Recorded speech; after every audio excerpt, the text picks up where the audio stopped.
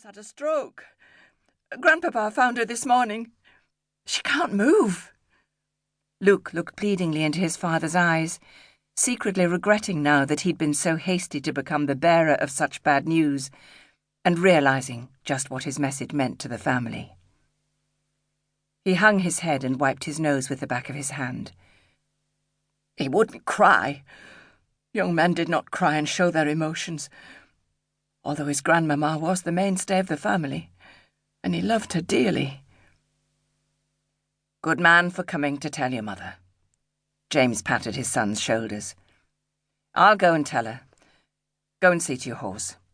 Take it to the livery stable at the Red Lion and ask for a fresh one to take you home, or ask for someone to take you both." He looked around the shop floor, where the staff were trying to go about their jobs while being aware of the family tragedy unfolding.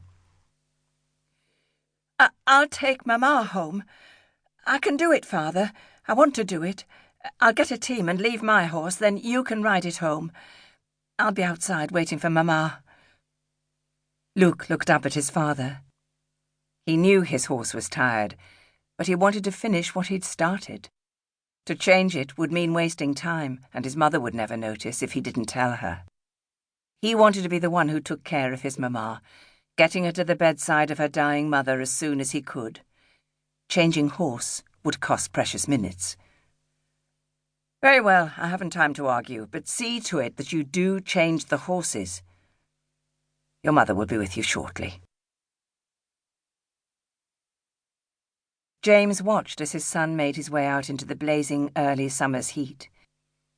He quickly made his way up the 3 flights of stairs to the fitting room with the news that would change everyone's world. He glanced round the fitting room at the young bride, who was flushed with excitement as Isabelle, the owner of Atkinson's, and his wife and Luke's mother swiftly made adjustments to the beautiful bridal gown, while Isabelle's assistant held a measuring tape. The bride stood admiring her own reflection in the full-length mirrors that surrounded the walls of the room, as tucks and pleats were added. "I'm sorry to interrupt, but I'm afraid I have some grave news. Isabelle, my love, our Luke is here.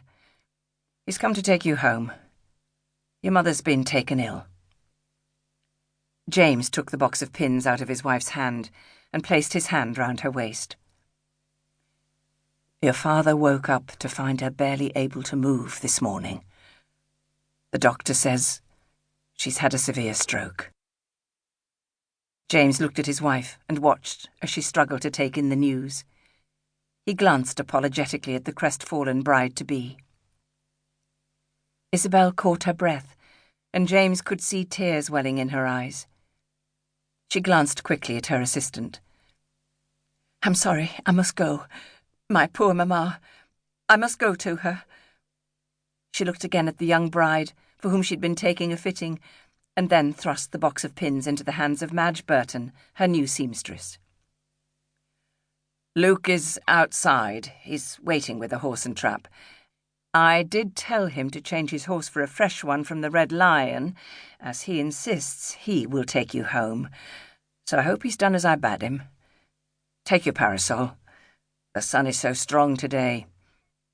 Don't worry about anything here. I'll see to closing the store and will be with you as soon as I can.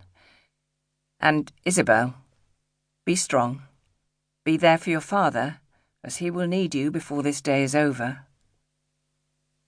Isabelle could feel her body trembling as her husband helped her down the stairs, and half heard the bride-to-be complaining that she'd been promised Miss Isabelle for her fitting, and that being left with her understudy was most unsatisfactory. Stupid woman, she thought. Had she not heard? Her mother was dying. Her dear, darling mother, who'd been there for Isabelle every day of her life. The least she could do was be there for her now. The shop floors were hushed as Isabelle was escorted quickly past the concerned shop girls, the bad news spreading rapidly as they watched with empathy their employer join her son. "Give my love to your mother, Isabelle. She's very dear to me." The aged Bert Bannister caught Isabelle's arm just as she stepped out into the blazing sunshine.